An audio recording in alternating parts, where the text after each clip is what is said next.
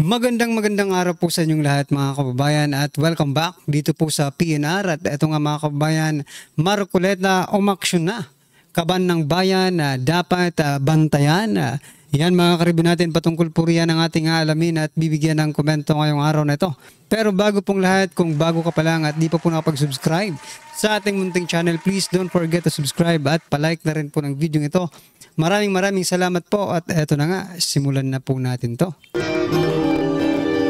Sawayaan bayan ko sa nanakaw ng tao.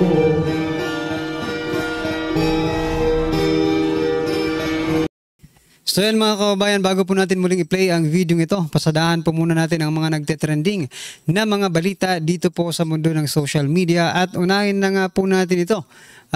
Senator-elect Rodante Marcoleta mga kababayan, mayroon ng plano. Umaksyon na po si Senator Rodante Marcoleta para sa taong bayan. Ito po mga karibin natin ang balita. Mula po mismo kaya Senator Rodante Marcoleta. May pag-asa tayo. Senator Rodante Marcoleta, a seasoned legislator, files a first 10 measures for 20th Congress. As a first-term senator, his priority proposals are focused on lowering energy cost, empowering barangays, strengthening agriculture, and protecting the OFW and urban poor's right. Yan mga kababayan. Pangunahin sa aking mga panukala ang pagsulong ng murang kuryente. Panahon ng ating tugunan ang paghihirap ng ating mga kababayan at mabigyan sila ng laban sa pang-araw-araw. Ayan po ang sabi ni Senator Rodante Marcoleta. Palakpakan po natin.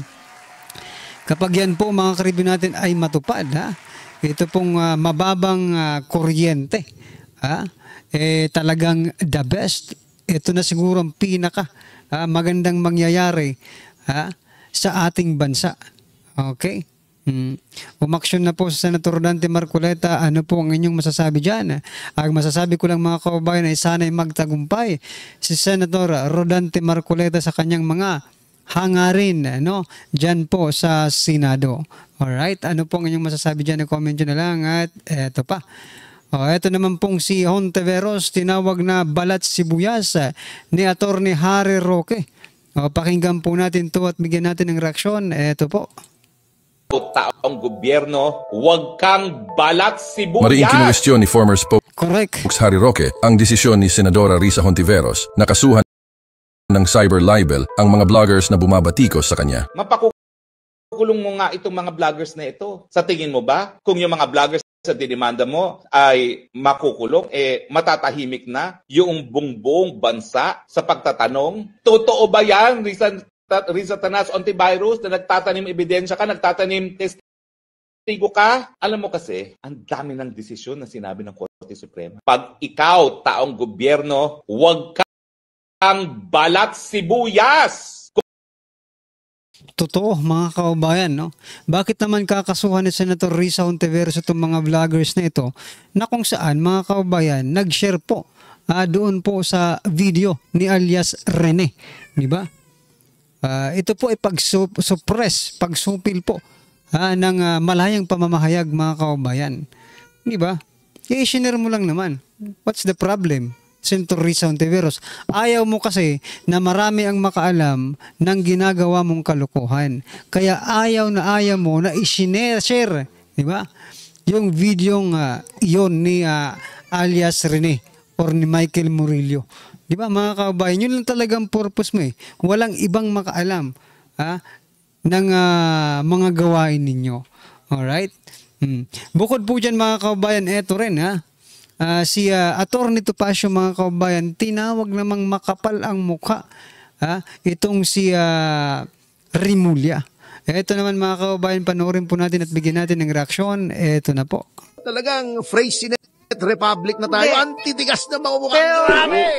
Pero sir, Napailing na lang si Atty. Ferdy Topacio sa anyay makapal na mukha ni DOJ Secretary Boying Remulla na nais maging ombudsman kahit may kaso ito sa naturang opisina. Mag-a-apply pa lang ako. So Ang sabi Waiting my application by Friday, before Friday. So mag-a-apply pala itong si Remulla bilang ombudsman, pero mayroong kaso sa ombudsman? Ha? Kaya pala tinawag na makapal ang mukha, mga kababayan, sapagkat sobra na rin naman pala ang kapal na mukha nito. Paano ka tatanggapin sa isang posisyon, sa isang departamento na kung saan ikaw ay may record na, ikaw ay bad record na sa isang departamento? Maliban na lang, mga kababayan, kung malakas ka sa CEO or sa may-ari ng kumpanyang yan, di ba? Malakas ka sa presidente, ay talagang kahit gaano pa yan walang delikadesa, di ba? Tatanggapin at tatanggapin ka. Ngayon, mga kababayan, ano kaya ang magiging desisyon ni President Bongbong Marcos Jr. pagdating dito kay Remulla? Patungkol po dito sa kanyang kagustuhan na maging ombudsman. Pag ito talaga pinayagan ni President Bongbong Marcos Jr., nako, ano kaya ang masasabi ng ating mga kababayan dyan? Nako talaga, pag pinayagan po dyan, isa lang po ang masasabi ko. Di wow, di ba? Di wow. Malakas nga ni, di ba mga kababayan, malakas nga ni sa presidente. Alright. Ito pa mga karibin natin, pasadahan din po natin itong si Atty. Rowena Guanzon. Binasag naman si Tamba. Ito mga kababayan, pakinggan po natin to at bigyan natin ng reaksyon. Best friend ko si Romualdez. Nasabi niya payag siya. At ito, sabi niya, bantayan nyo. Kasi pera nyo ito. Bantayan nyo ang kaba ng bayan kasi pera nyo ito. Anak ng tinapakan naman. Yung akala mo na talaga bobo na talaga kaming bobong-bobo na kami. Ikaw na nga dyan binabantayan namin tapos babantayan pa namin yung bike.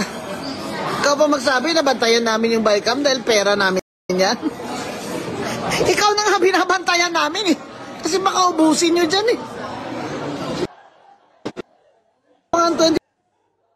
Tama naman po dito sa Atty. Rowena Guanzon, no? Babantayan natin yung bike, may binabantayan na nga ng taong bayan ang ginagawa ninyo, di ba? Saka sinabi pa ni Romualdez sa statement na yan, mga kababayan, na bantayan ninyo, di ba? Sabi niya, pera nyo to, bantayan nyo, ito ang future ninyo. Sa totoo lang, wala na pong future ang mga Pilipino. Kapag kayo po ang humawak ng kaban ng bayan, wala pong future ang Pilipino. Bakit mga kababayan? Wala naman tayong nakikitang mga proyekto na pinakikinabangan ng taong bayan. Matatawag ba natin proyekto itong pamimigay ng ayuda? Ewan ko lang, sa nakakatanggap siguro. Pero sa hindi nakakatanggap, mga kababayan, matatawag bang proyekto ang pamimigay ng ayuda? Even sa mga nakakatanggap, hindi po yan matatawag na project because sabihin natin socio-economic project. Hindi natin matatawag din because there is no development na nangyayari po sa nakakatanggap ng ayuda. Nagiging tamad tuloy sila. Tanggap na lang ng tanggap ng ayuda. There is no development. Kung yan naman po ang project ninyo, masasabi ko dyan ay palpak ang project na yan. Palpak ang pamimigay ng ayuda kung yan po ang project ninyo because there is no development na nakikita. Meron sabihin nyo, meron namang development Yes, meron. 1 to 2 weeks, libre na sa pagkain, di ba? 1 to 2 weeks, may pera ka. Di ba? Hanggang dyan lang yan. Sustainable ba? Hindi. Hindi po sustainable. May bumabalik ba na pera sa gobyerno? Wala. Liabilities nga It is not an investment, mga kababayan. Di ba? Anyway, ano pong inyong masasabi dyan, mga kababayan? I-comment nyo na lang. At eto, pasadahan din po natin itong si Risa Hontiveros. Sabi niya po dito sa kanyang post, Michael's video, which exposes the identities of witnesses and victims and discloses the personal information of my staff, present a clear and present danger to people's safety. Everyone behind this is be held to account. So, kailangan daw maging accountable, mga kababayan. Pero teka lang. Senator Risa Hontiveros, di ba?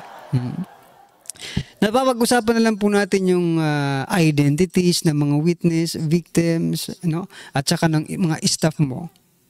Bakit pagdating po sa confidential fund ni Vice President Sara Duterte, parang ganun din kasi ang sitwasyon ngayon eh. No? Bawal i-disclose sa publiko dahil nanganganib po ang kanilang buhay. Sabi mo, di ba? The people's safety. They are danger. Di ba? Sinasabi mo. Paano na lang yung mga tumatanggap ng confidential fund na mga undercover agents na gustong-gusto malaman ng Kamara ng House of Representatives, di ba? Napilit nilang kinukuha yung totoong identity ni Piatos, Kamote, etc., di ba? Ibig sabihin, pag kayo, di ba? Pag kayo naman po ang inirereklamo, di ba? Or kayo na ang parang guilty. I mean, hindi naman sa guilty. Kayo naman po yung subject, no? Ng pagiging confidential. Uma-action kayo. Umaaray kayo. Di ba? At saka pinagtatanggol ninyo na wag sanang mabulgar yung mga identity ng mga witness ninyo. Pero pagdating po sa confidential fund, there is so-called confidential. Wala kayong ginagawa. Tahimik kayo. Hindi nyo man lang masabi itong mga sinasabi nyo ngayon para sa safety ng mga tauhan ninyo. Ganon din po ang gustong iparating sa inyo ni Vice President Sara Duterte. Mga bingi lang kayo, mga bulag lang kayo pagdating sa confidential fund ni Vice President Sara Duterte. Diba? Klarong-klaro po eh. There is a word confidential. Dito nga sa inyo, wala kayong ginamit na confidential. Diba? Ay, nako. Hirap talaga pag natataranta na, no? Nahirap talaga pag natataranta na si Senator Risa Hontiveros. Yung mga ayaw niyang gawin, mukhang ginagagawa niya na. Alright, ano pong inyong masasabi dyan mga kababayan? Nag-comment nyo na lang. At ito, last po natin pag-uusapan bago po natin i-play yung video. Ito naman po. President Bongbong Marcos Jr. Orders continuous probe on missing sabongeros. Bakit ko po ba ito Bakit ko po ba na-share ito mga kababayan? Kasi po, mukhang nagiging diversion na itong issue ng mga sabongero mga kababayan. Biruin nyo mga karibin natin, 4 years ago. Ngayon lang. 4 years ago. Ngayon lang. Ako po yung nagdududa mga karibin na eto, opinion ko lang po ito at parang hinala ko lang ito. Baka naman mayroon naman kayong ginagawang kalokohan na malaking kalokohan na gusto nyong i-divert muna ang issue, ang paningin ng taong bayan dito po sa mga sabongero na ito. Yan ay opinion ko lang. Kasi sa bawat issue na talagang pinagfofokusan nila, merong uusbong, merong sisingaw na isang napakalaking issue. I don't know kung ano man yan. At opinion ko lang po yan base po sa ating mga na-experience na before, di ba? Like, di ba, yung hindi po na pag-uusapan noon yung GAA, iba po yung pinag-uusapan noon, pero sumingaw talaga yung GAA 2025, di ba? Na unconstitutional. So ngayon, abangan po natin kung ano kaya ang mga posible na mga issue, malalaking issue, problema ng ating bansa na pwedeng tinatago or linalagyan nila ng smoke screen, di ba? Para hindi mo na malaman ng taong bayan. That is only my opinion mga kababayan. Siyempre, tao lang tayo, nag-iisip, no? Bakit ganito? Bakit nakafocus na sila ngayon sa mga sabongero? Ito po ay 4 years ago na. 'Di ba? Bakit ngayon lang? Oh, 'di ba? Anyway, ano pong inyong masasabi diyan mga kababayan? Comment nyo na lang. At eto na nga. Pasadahan po natin ang video ito at bigyan po natin ng reaksyon. Eto na po. Ang kapal ng mukha ni Risa. Siya pa ang magsasabi ng ganito. Oh, bakit? We have reason to believe that that this Michael has been coerced or paid off to derail the ongoing criminal proceedings against Kibuloy. O diba? Hindi mo na alam. Kasi ikaw ang pasimuno diyan sa pagbayad-bayad ng witness. Tumahimik ka, Risa. Ha? Katulad lang kayo ni Trililing eh. Ang hilig-hilig nyo talaga mamulot ng mga witness. Magbayad ng mga witness at balikuin ang mga statement nila. Diyan ka magaling! Diba? Tapos ngayon, nung nabisto ka na, sinungaling na yung dinala mong witness. Ang tanong dito, sino ang mas sinungaling sa inyong dalawa?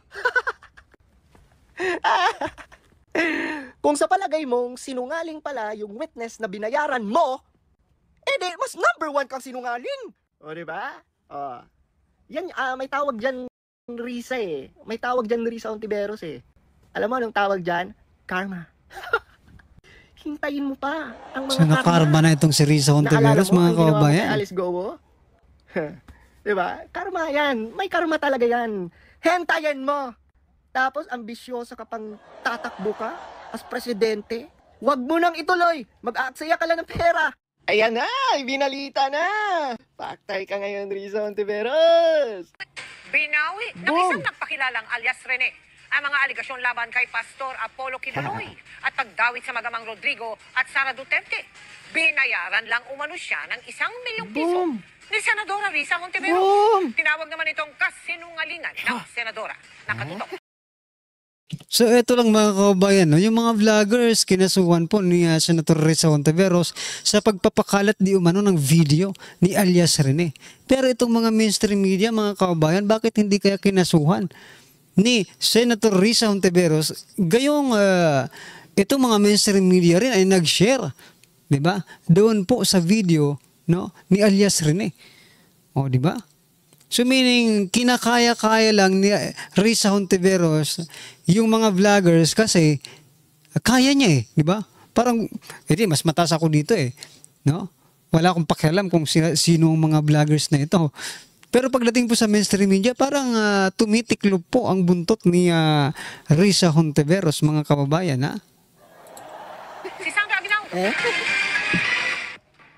Pebrero noong nakaraang taon nang iharap ni Senadora Risa Ontiveros sa pagdinig ng Senado ukol sa mga umunoy pang-aabuso sa mga miyembro ng Kingdom of Jesus Christ ang isang lalaking nakatakip ang muka at pinakilala bilang si alias Rene. Si alias Rene ay hardinero raw sa Glory Mountain property ni Pastor Apollo Kibuloy sa Davao City na nakaranas daw ng pananakit sa kamay mismo ni Kibuloy at sexual na pang-aabuso sa ibang miyembro ng KOJC. Pero isa sa pasabog na pahayag noon ni alias Rene ang nasaksihan raw niya nang dumalo umuno kay Kibuloy sina dating Pangulong Rodrigo Duterte at noy Davao City Mayor Sara Duterte. Minsan po pumupunta din po doon si former President Rodrigo Duterte at former Mayor Davao Mayor Sara Duterte. At pag umaalis na po sila doon sa Glory Mountain. So yan mga kababayan, napapansin nyo ba, si alias Rene may binabasa po, no? Ibig sabihin, scripted ito, di ba? Yan o, tingnan nyo, may binabasa po si alias Rene, di ba? O. Tapos nung humarap na siya ngayon, wala siyang hawak na papel, wala siyang face mask, walang sombrero, walang shades, no? Ano ang ibig sabihin yan, mga kababayan? Ano ang implication yan para sa inyo, di ba? Sino? At saan siya nagsisinungaling? Noon ba? Nagsinungaling ba siya noon? Or ngayon siya nagsisinungaling na wala siyang takip sa mukha? Di ba?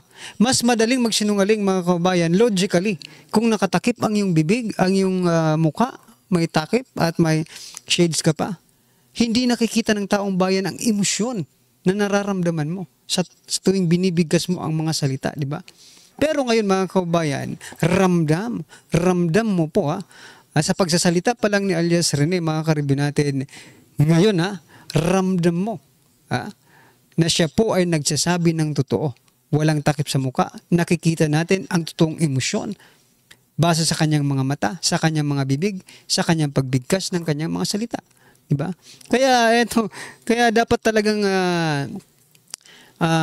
maglabas ng ebidensya itong si Senator Risa Hontiveros kung totoo nga ba na kinidnap itong si alias Rene ng KOJC daw. Sabi niya di ba? Maglabas ka ng ebidensya at maglabas ka rin ng ebidensya na talagang nagsisinungaling itong si alias Rene, di ba? Well, anyway, mga karibin natin, ano po ang inyong opinion, reaksyon patungkol po sa video ito? Comment mo na lang sa baba para at least alam po natin mga kababayan ng inyong opinion. Maraming salamat po. Please don't forget to like the video. Maraming salamat po. Samayaan bayan ko sa pagnanakaw ng tao.